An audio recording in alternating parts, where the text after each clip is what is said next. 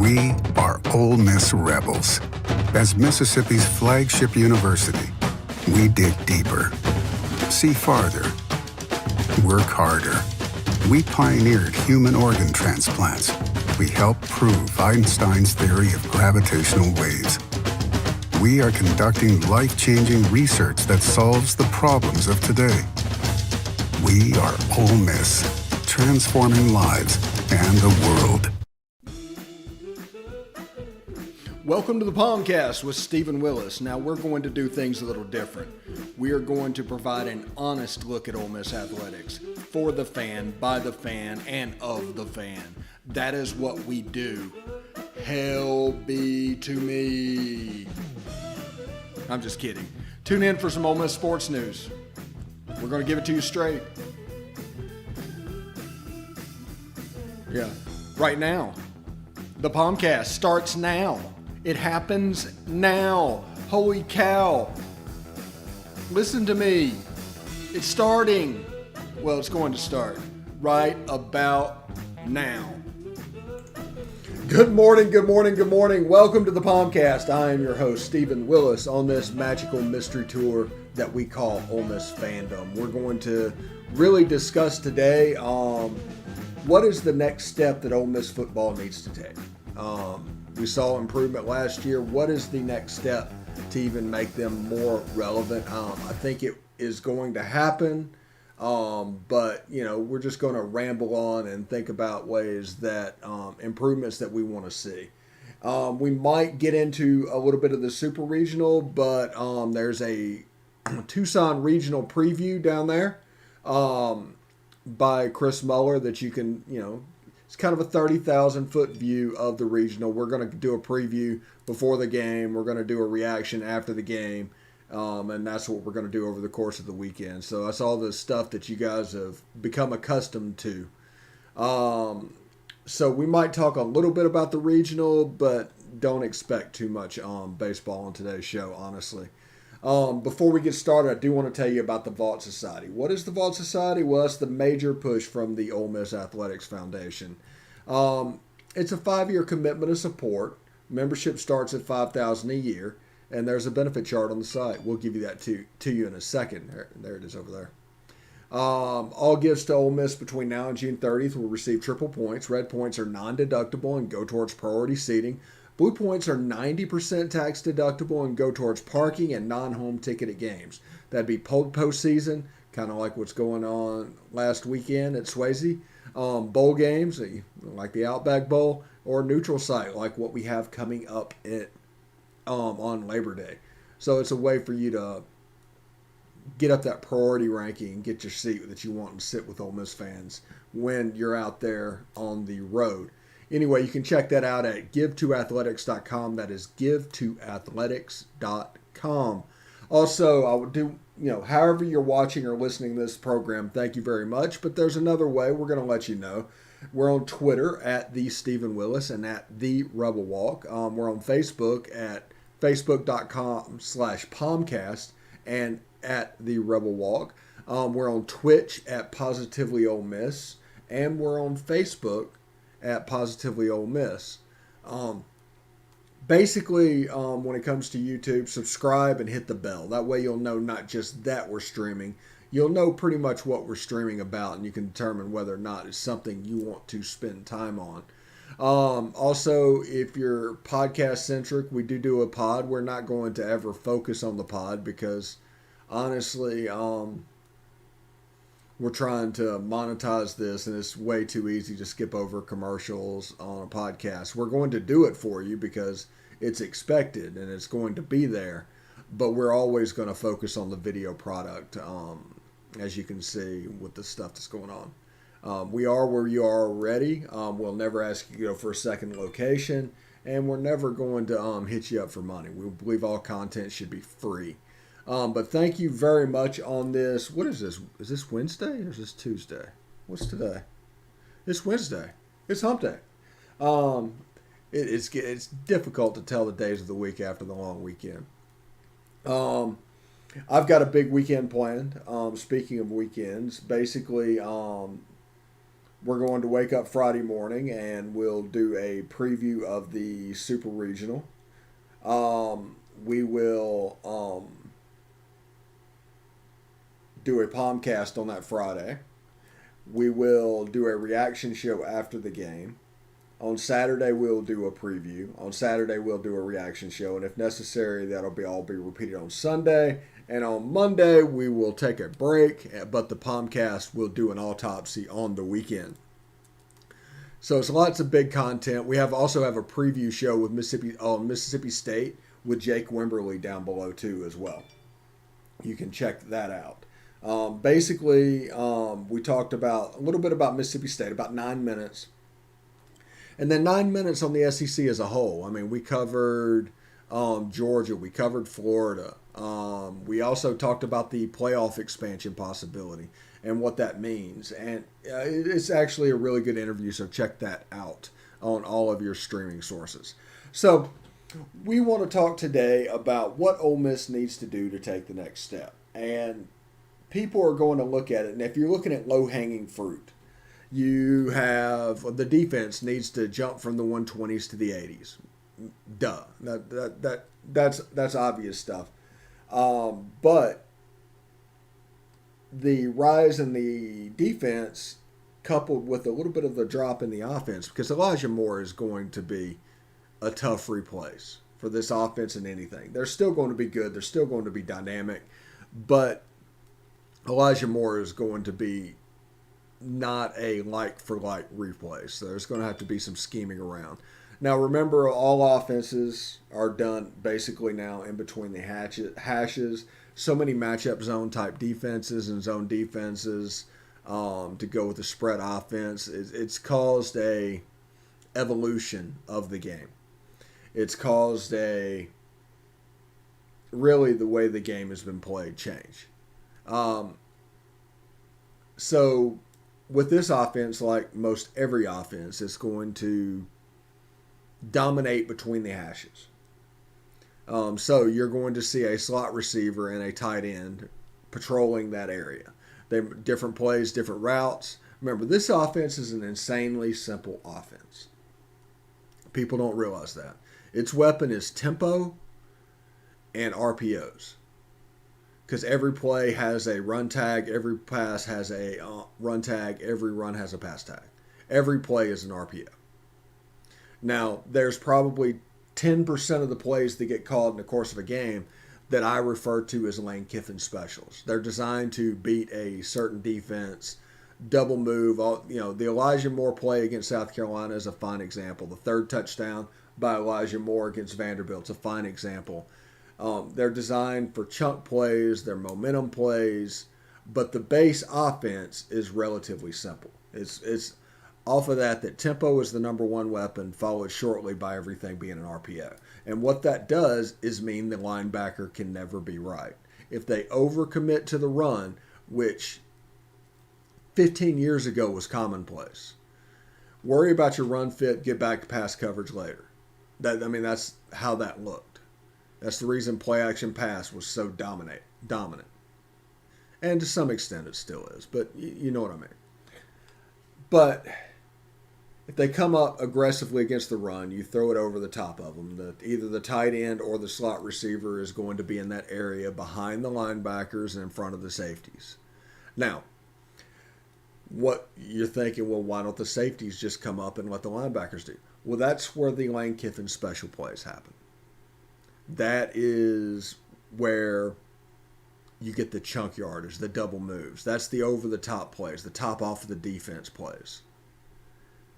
See, one leads to another, which leads to another, which leads to another. But in the end, the linebackers can never be right. So the safeties can't jump up on those inside routes and overcommit there because their number one responsibility is deeper than the deepest. And on the outside, they're doing double moves. They're clearing space. They're basically taking those safeties away and creating that pocket between the linebackers and the safeties. That's the whole secret to this pass game. Right there. It's incredibly simple. They might dress it up in certain ways and make it look certain ways, and they do 15 different formations on the same play, but that's the secret to this offense. Right there. Make the safety scared by the deep threat because somebody's always going deep. Send the slot receiver and tight ends to the space behind the linebackers. The linebackers can either drop back and cover them, which opens up a large gap in the run fit, or they can go cover the run, which opens up a nice large pocket in the pass game. That's the whole offense. People like to think it's complex. They want to think they're doing something special. They want to, you always want to know that you're doing something extra. But the strength of this offense, the talent, is the simplicity. I'll put it to you like this. If you don't believe this offense is simple, do you remember how good it looked against Florida?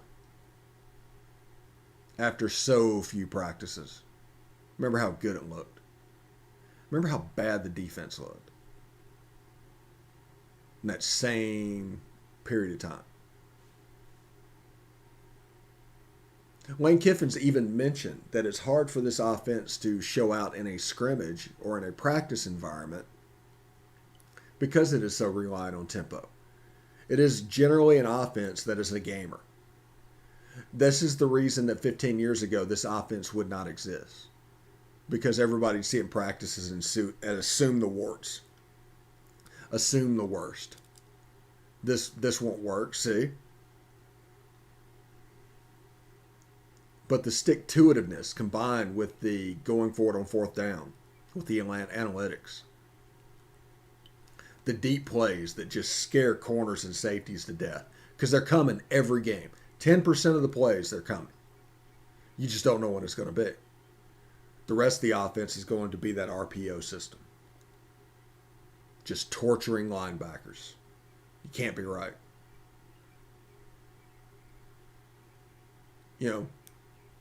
I'll put it like this. Look back to the Arkansas game last year. Think how badly Matt Corral played that day. Almost had the ball with 4 minutes left with a chance to win that game after throwing 6 interceptions. It's deadly simple. It's crazy. It's so simple, it's genius. And we haven't even added, due to the time constraints we had last year, we haven't even added the things like my favorite triple option in the history of triple options, with the first option being the jet sweep, the second one being the tailback, and the third being the zone read around the end. It's my favorite triple option that's ever been existed. They ran it at FAU once or twice a game.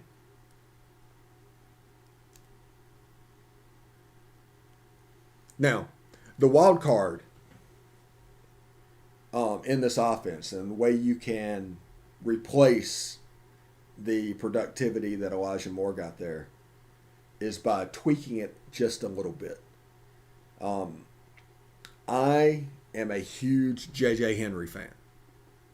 I think he is a Jalen Waddle slot. He is tailor-made for this offense.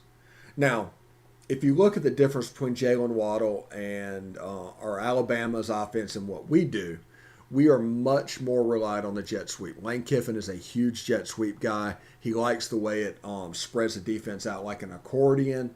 It really makes you defend sideline to sideline as well as going vertically. All the stuff, the cliches that people say, this offense actually does. Alabama, they didn't do that. They'd use the motion to get the matchup. Still a Norm Chow system, and Lane Kiffin can do that same exact thing. But it's just a little bit different from two people from the same house that learned from the same guy. Now, J.J. Henry is a perfect jet sweep guy. Just perfect. He's a blazer. He's not really an Elijah Moore slot. He's more of a Jalen Waddle slot, like I explained. He's a blazer. And he's also going to be able to work that area, that pocket between the linebackers and the safeties, and he's really good at making the first guy miss. He's a weapon. I think by the end of the year, he could be starting at slot for us this year. I'm looking forward to seeing how Quay Davis can do. He's really good with the ball in his hands. He'd be a terrific jet sweep guy too. But there's people being recruited for that role. And that role is such an important role in this offense. The thing that concerns me going forward is the tight end position. Can Hudson Wolf, Chase Rogers hold it down if nobody comes in before August? Because that work in that pocket between linebackers and safeties is going to be integral to this offense. It always is. But it'll make it hard if you're not as much worried about the tight end in those spaces and people entering those spaces. Sometimes an outside receiver will go in there as well. Like I said, it's the same concept, just made to look a different way several times a game. Oh, time's flying today. We're going to take a short break and we're going to come back to this. Thank you very much for watching the POMcast. Stick around, and of course, hotty toddy.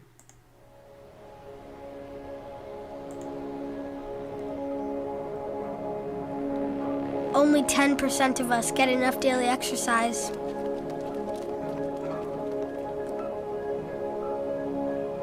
And that number is dropping.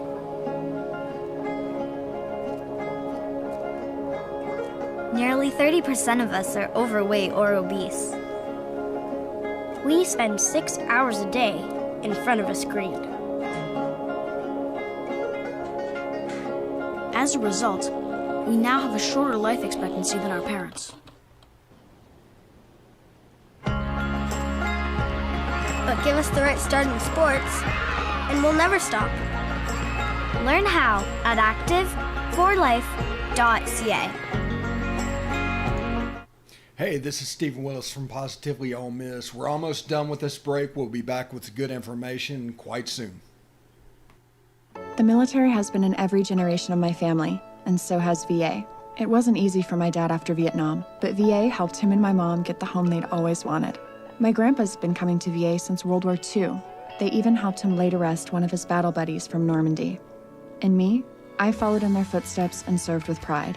And now that I'm out of the military, the GI Bill's helping me with school. Every generation of my family has served, and VA has served us all.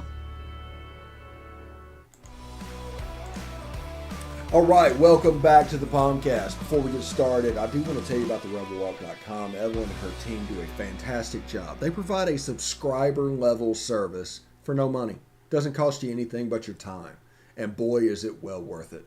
They have experts for all sports out there, and you can just follow along with Ole Miss sports how you see fit. So it's really great. The rebelwalk.com, check it out. Tell them Steve sent you. And I guess they will hook you up with a free subscription or something. I don't know. Who knows? Anyway, we were talking a little bit about the offense and how incredibly deadly simple this offense is. Now, it is the natural evolution of once the RPOs and the packaging that came about. Well, let's see, when was that? Probably Boise State, whenever they rose. They started basically with RPO and packaging plays. And that just slowly evolved. And then the mid-2015s, 2014s, it started to get packaged with tempo and all this other stuff that could be done. So what it does is it means you no longer need a starting 11 on defense. You need a starting 22 because you're going to be asked for a lot of players to do a lot of play volume. And there's not a lot of opportunities for substitutes.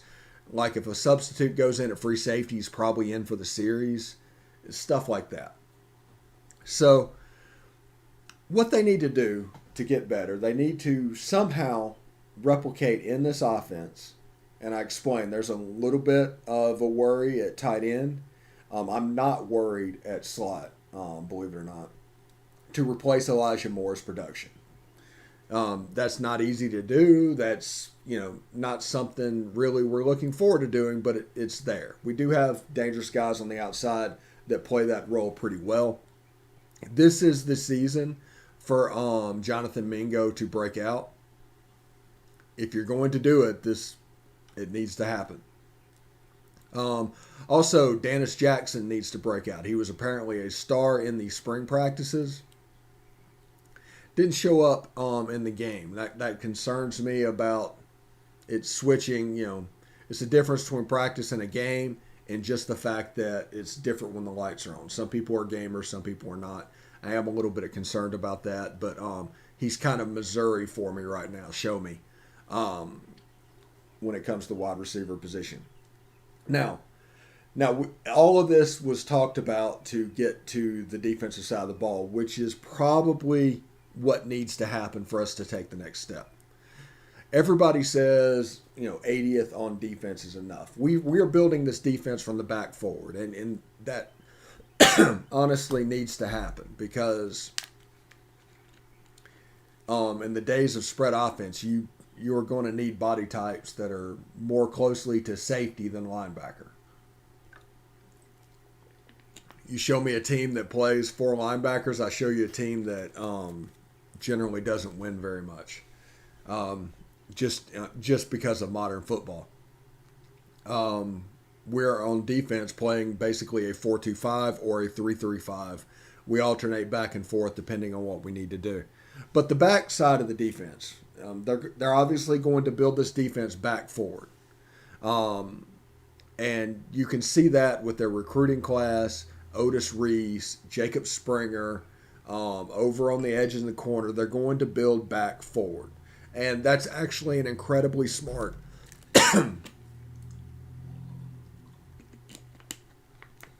role for the team and for the team, our coaches to do, because we had the personnel to do it. Also, that's where the transfers came, and it was just decided. So they took like a sandwich approach to building. They're going to start with the back. Now the next one is defensive line. Defensive line, we signed Isaiah Iton, Jamon Gordon, Tywon Malone, those guys to play defensive line. Jabron Hopkins, defensive end, stuff like that. So they're also working to build the front. Now the linebackers, they're not overly worried about the linebackers because at the end of the day, it's 2 positions. Now we're going to look at it, even when they do the 3-3-5 look, Sam Williams is a rush in. He just, whether he rushes standing up or from a 3-point stance, that's what he is. So it's basically the same personnel. They just have 2 different schemes defensively that they can work with. Now, we have some young athletic guys. I'm very excited about Jacob Springer. I'm very excited about Otis Reese, and I'm very excited about Sam Williams. You take one of those out, not too much of a damage. Because so much talent is available for everybody. But all 3 of them together, it's even better. And this is why. Whether 3-3-5 or 4-2-5, whatever we're doing, Jacob Springer and Otis Reese are going to line up across the formation from each other. Same thing is going to happen with one of those and Sam Williams. 2 of the 3 can rush every play if they wanted to. They can also not. You can do a drop 8. You can do a little bit of playfulness in your defense for like whenever Mike Leach comes to town, when you know that they're going to throw the ball repeatedly. So you can always send 4. You can just disguise who's coming. Also, they're super athletes. Let's take a defensive lineman. Let's Jamon Gordon and let's say Tywon Malone, just for S&Gs. If they're both taking up double teams, that leaves one person to block T. Tisdale. That puts the next rusher on a running back. Or it eliminates double teams being necessary, which they want it to do, to prevent the penetration. Our blitz game would be so much more effective if a double team is necessary on the offensive line. If you can do 2, even better. Because it opens up to Jacob Springer, Otis Reese, Sam Williams blitzing. In a world where we're doing 4-2-5 stuff, one double team means that your whole offensive line is taken up. And that could lead to a tight end taking Jacob Springer, a running back taking Otis Reese. You can see how effective we're lined up to be. That's not even taking into account the up-the-middle blitzes that's going to come from the linebackers, because that's going to happen as well. Remember, this defense is about explosives. Some defenses are bend but don't break. Some defenses are like boa constrictors, like Kirby Smart. He just wants you to play within a 10-yard box, and he just chokes the life out of you over the course of 60 minutes. This defense is about explosive plays. They're going to give up some explosive plays. I mean, they just are. I mean, they're going to give up points, but they're okay giving the other team 21, 24 points because their offense is going to be built to score 38.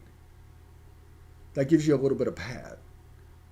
So this defense is designed over the course of a drive, make them drive, but get an explosive, a turnover, a explosive lost yardage play, a sack. Put them in 3rd and 15.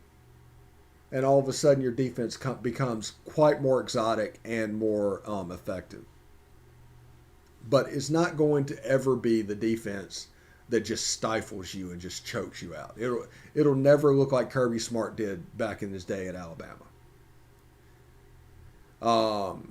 One of the things we talked about with Jacob Wimberly yesterday was whether or not Kirby is going to take his thumb off the offense. Because he wants to win still a 17-10 game. He's still in that mindset. When will he get past that? It's the reason I ask Corey every time he comes on the show. He was with Around the SEC, soon to be SEC After Dark, by the way. We're going to rebrand that over the course of this summer. I got some sick Silk Stockings rip-off music that we're going to use for it.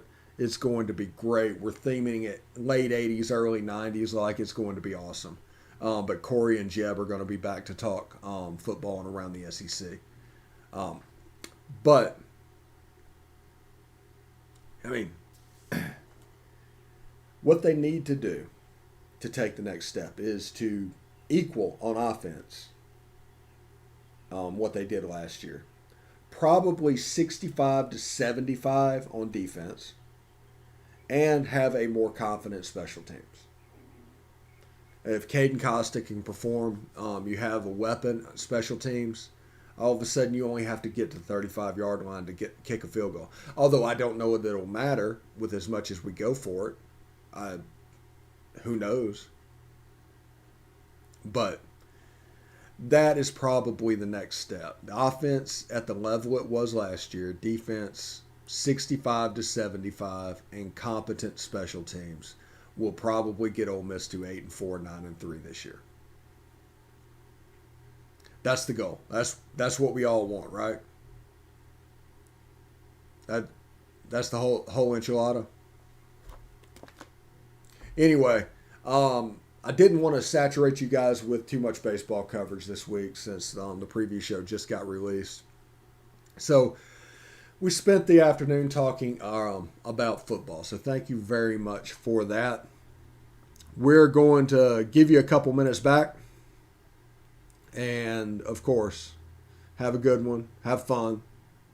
Hotty toddy.